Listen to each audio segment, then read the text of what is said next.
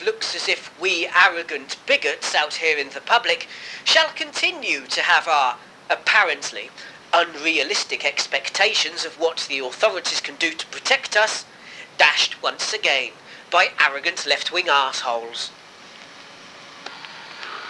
Yes, because you've got to be told, otherwise you're not going to learn. The public have unrealistic expectations that police will put themselves in danger to protect ordinary people, according to new safety guidelines for officers. The Health and Safety Executive caused outrage by declaring that officers confronted with dangerous situations while fighting crime, or trying to guard the public, may choose not to put themselves at unreasonable risk. Its guidance published firmly plays down the need for officers to show bravery in the course of their duty if they make a personal choice not to, and states, "There is often an unrealistic public expectation that officers and staff will put themselves at risk to protect the public." The document concedes that very occasionally, in extreme cases, police may be justified in putting themselves in jeopardy, in which case they may be let off without being prosecuted under health and safety laws. The report, which has the backing of senior police chiefs, employed directly by the Labour Home Office, prompted anger and astonishment. Paul Beshenivsky, whose police officer wife Sharon was shot dead by armed robbers in 2005, condemned the HSE as meddling do-gooders, saying, "At the end of the day, a police officer's job does involve putting your life on the line. Sharon knew that. The public are not allowed to take the law into their own hands, and now the crazy Health and Safety Brigade want to stop the police dealing with criminals as well. Where would you draw the line? Would you say, that shoplifter that looks on drugs, he might have a knife, I'll walk away from that one? The whole thing is madness." No, it's not madness. It's not madness at all. Oh my God. It's just the simple fact of the matter is that we in the left wing, we just can't bloody well win, mate, when we're dealing with the likes of you. So I don't even know why we bothered to try in the first place.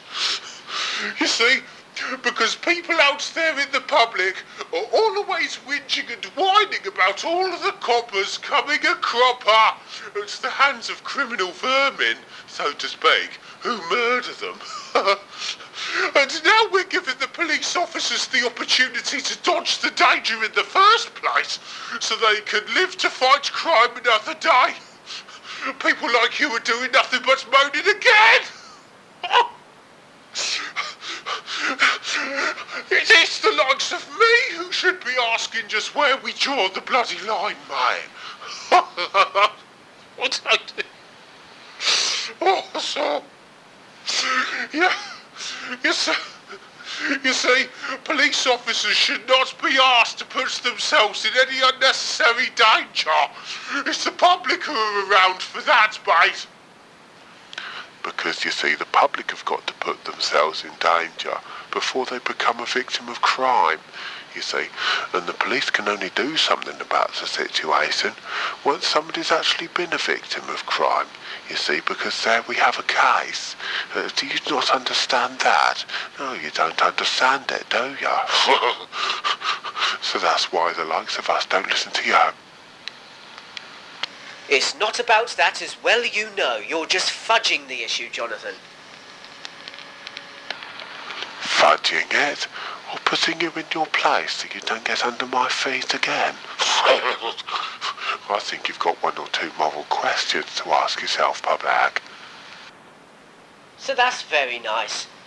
Politically correct laws and regulations hamstring both public and coppers. And so, when we actually do try to do something to stick up for ourselves in whatever way, we run the risk of getting in trouble. Ordinary decent members of the public run the risk of being punished for taking the law into our own hands, for tackling a burglar, as has happened quite a few times in the past. And now even police officers are being gone on at if they want to use their initiative and stop something nasty from happening, even though they know that they're taking the risk in their own hands. You see, you can't have anybody being unruly, not under Labour. Unless it's the likes of criminal scumbags who, let's face it, don't really know the effective difference between right and wrong, and so therefore we can cut them a little bit of slack. You socialist arsehole. You left-wing wanker. I can tell that you've lost the moral argument, mate, because you start swearing. Oh, come on, let's have a little bit more, Expose your intellectual capability to the whole world, mate. You rancid traitor. You are only raging at your own political impotence, mate. Oh, yes, what can the likes of you do to the likes of us? Oh, absolutely nothing. Well, nothing within the space of the next 5 months, obviously. After which you're going to boot us out at the next general election for completely unjustifiable reasons. Well, you don't listen to a single word of justification, do you? Still, it's all academic anyway. Once the European Federal Bastard State has been officially initiated after the Czech president has signed the paper, we are going to have an international police force marching British streets, armed to the teeth, gunning down any criminal who looks as if he may cause trouble. And not just criminals, they're also empowered to take on the likes of protest marchers as well. Well, the Countryside Alliance have seen nothing yet, obviously. And they won't be answerable to people in England either.